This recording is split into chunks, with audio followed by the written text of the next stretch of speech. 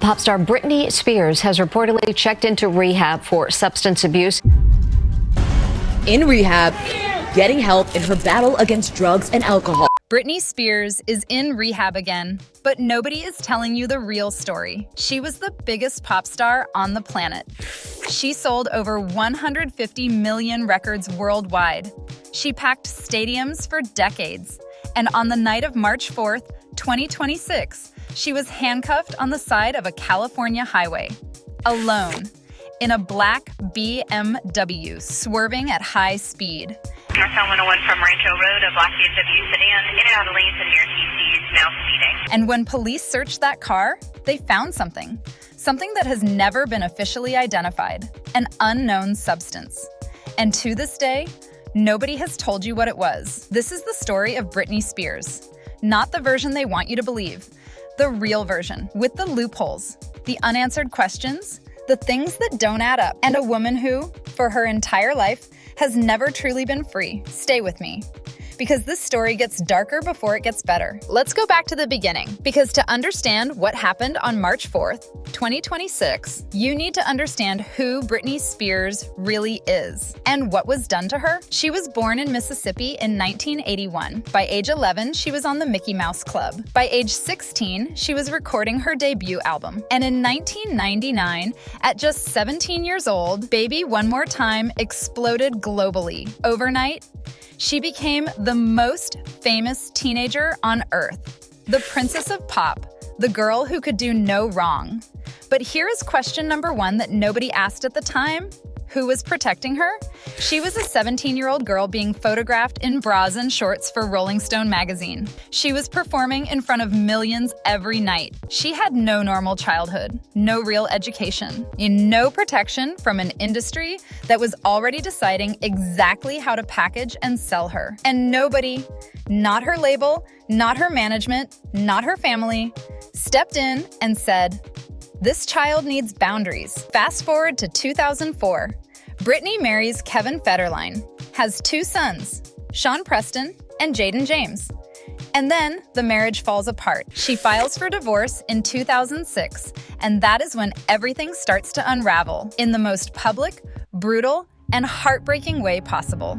January 2007. Her beloved Aunt Sandra dies of cancer. She is grieving. She is alone. She is fighting a custody battle for her children, and the paparazzi are everywhere. Outside her house, following her car, photographing her through windows, surrounding her every single time she stepped outside. And then, February 2007, she walks into a hair salon in Tarzana, California. She asks the stylist to shave her head. The stylist refuses, so Britney picks up the clippers herself and shaves her own head, while paparazzi photograph her through the salon window. The world laughed. The tabloids went insane. Memes were everywhere. Nobody asked, what was this woman going through that brought her to this moment? In her memoir, The Woman in Me, Britney finally explained what that moment was really about. She said, and I am paraphrasing, that she had been watched and photographed and controlled her entire life, and shaving her head was the one thing she could do that was completely, totally, 100% her own choice. Her body, her decision, nobody else's. But here's the dark twist. That one act of rebellion, that one moment of freedom, is what directly led to the most controlled period of her entire life. Days after the shaving incident, she attacks a photographer's car with an umbrella. She is sent to rehab.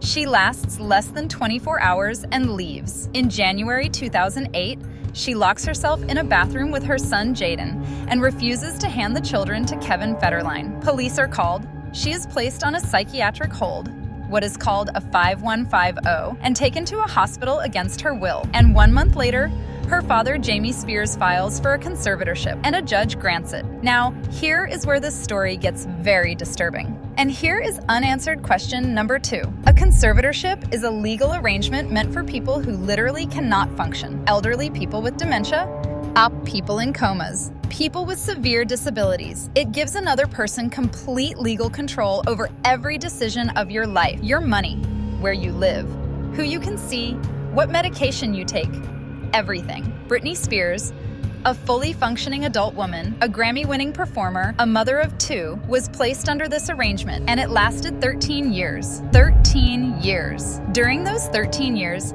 she performed hundreds of shows. She headlined a Las Vegas residency. She released 4 albums. She made millions of dollars, but she could not control a single penny of that money. She could not make a single decision about her own body. She was forced to take birth control pills against her will because her conservators decided she could not have more children. In her own words, she felt like a, quote, child robot. Here is the question nobody has answered to this day. If she was so mentally unfit that she needed a conservator, how was she simultaneously capable of performing 250 Las Vegas shows, generating hundreds of millions in revenue, and functioning well enough to be profitable? And if she was capable enough to do all of that, then who exactly was the conservatorship protecting? Her? And if she was capable enough to do all of that, then who exactly was the conservatorship protecting? Her? Or the people making money from her? In June 2021, Britney spoke in court for the first time, publicly, without her conservators controlling what she could say. And what she said shocked the world. She said she was told what to eat, when to sleep, what medication to take. She said she was not allowed to get married. She said she wanted to have another baby, but was forced to keep an IUD inside her body against her will. Then she said, quote, "I just want my life back." The Free Britney movement, which fans had been running for years while being dismissed as conspiracy theorists, was suddenly vindicated. Celebrities spoke out. Politicians spoke out. The world finally listened. And in November 2021, after 13 years, the conservatorship was terminated. Britney Spears was finally free. But here is unanswered question number 3. Was she actually ready for that freedom? Or had 13 years of being controlled left her completely unprepared to handle the real world alone? Because what happened after the conservatorship ended paints a very complicated picture. She married Sam Asghari in 2022, but within 1 year, the marriage was over, divorce finalized. Sam Asghari was gone. Her relationship with her sons, Sean and Jaden, who had publicly sided with their father, Kevin Federline, and said they did not want to see her, deteriorated further. She published her memoir, The Woman in Me, in 2023, which became a massive bestseller. But even in that book, which was meant to be her triumphant moment, she was clearly still processing enormous pain. And then the social media posts started. Bizarre videos of her dancing alone in hotel rooms, long emotional captions that worried fans. And in February 2026, just weeks before the DUI arrest, she posted something that stopped everyone cold. She wrote, and I quote, "I am incredibly lucky to even be alive with how my family treated me once in my life, and now I am scared of them." Scared of them. Her own family. Just weeks before she gets arrested. So let's talk about March 2026, because this is where the loopholes really... It is 9:28 at night. A black BMW is reported on the 101 freeway in Ventura, driving erratically at high. California Highway Patrol officers locate the car. They pull it over near Newbury Park. Inside, Britney Spears, alone. Officers say she showed signs of impairment. She undergoes field sobriety tests. She is arrested for driving under the influence of a combination of drugs and alcohol. She is taken to Ventura County Main Jail. She is booked, and she is released a few hours later. Now here is loophole number 1. Police took a blood sample at the hospital. Standard procedure for DUI arrests. Those toxicology results, as of today, have never been publicly released. We do not know what was in her system. We do not know the blood alcohol level, and there were also reports of an unknown substance found in her car. What was it? Nobody has officially said. A court date has been set for May 4th, but the toxicology results that could tell us exactly what happened that night, still missing. Why? And then comes the part that makes this story even more complicated. Because here is loophole number 2. Sources told TMZ that Britney was, quote, particularly hooked on Adderall, and that she would reportedly replenish her supply during frequent trips to Mexico.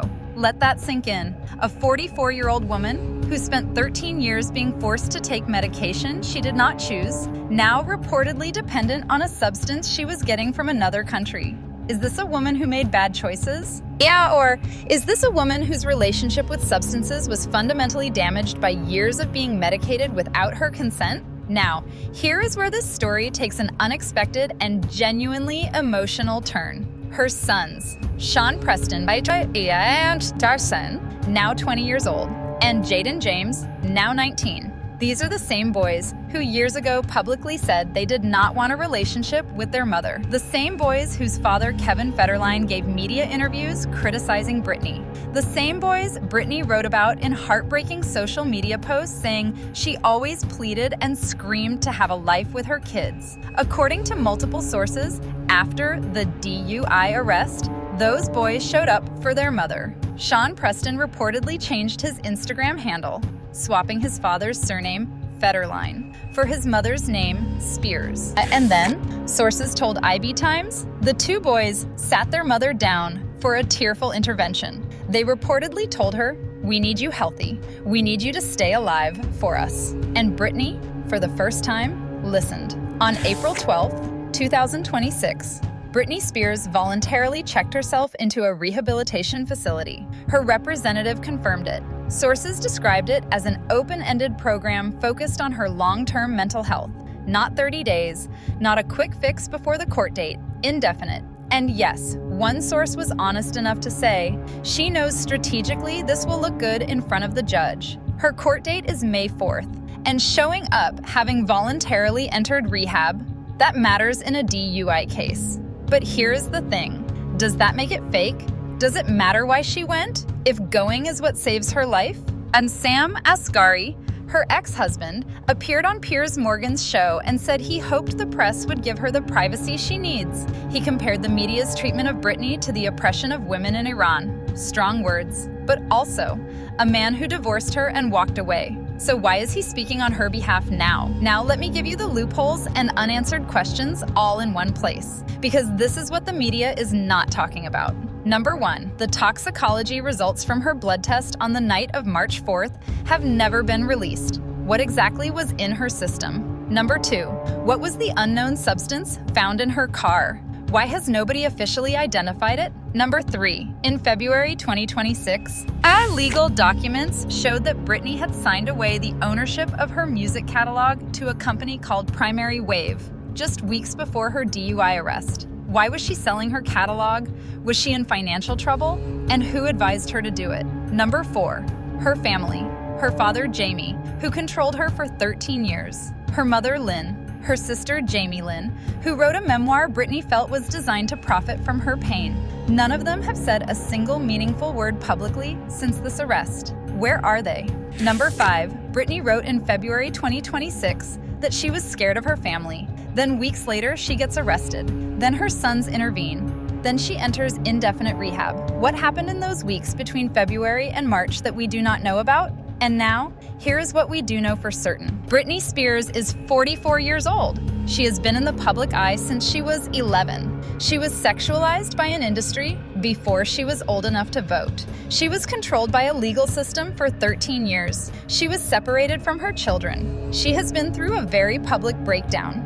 2 divorces, a conservatorship, a memoir, and now a DUI arrest. And through all of it, she is still here, still fighting, still posting, still dancing in hotel rooms even when the world mocks her for it. Her sons came back to her. They sat with her, they cried with her, and she listened. For the first time in years, she listened to the people who love her. A source told Celebrity Intelligence this situation served as a wake-up call. But she acknowledges that her behavior has not been healthy and genuinely wants to seek help. Her representative said, hopefully this can be the first step in long overdue change that needs to occur in Britney's life. Long overdue. So where does this leave us right now? May 4th is her court date. The toxicology results could drop any day. The rehab treatment is open-ended, meaning nobody knows when or if she comes out. Her sons are reportedly visiting. Her family is silent. Sam Asghari is giving interviews. And Britney herself, for the first time in a long time, is not posting on Instagram. That silence from a woman who has lived her entire life in public might be the most hopeful sign of all. This is the question nobody can answer yet. Mom Britney Spears spent 13 years being controlled. When the conservatorship ended, she got freedom, but freedom without support, without therapy, without structure. For someone who had never experienced real independence as an adult, is that actually freedom? Or is it just a different kind of being left alone? And when we talk about her getting better, what does better even look like for Britney Spears? Does it mean performing again? Does it mean a quiet life with her sons? Does it mean the world finally leaving her alone? She said it herself in her memoir. Learning this new freedom is challenging. Drop a comment. Do you think Britney is going to be okay this time? And what do you think that unknown substance in her car was? Because I want to know what you think. And subscribe, because when that May 4th court date arrives and when those toxicology results finally drop, we will be here covering every single detail.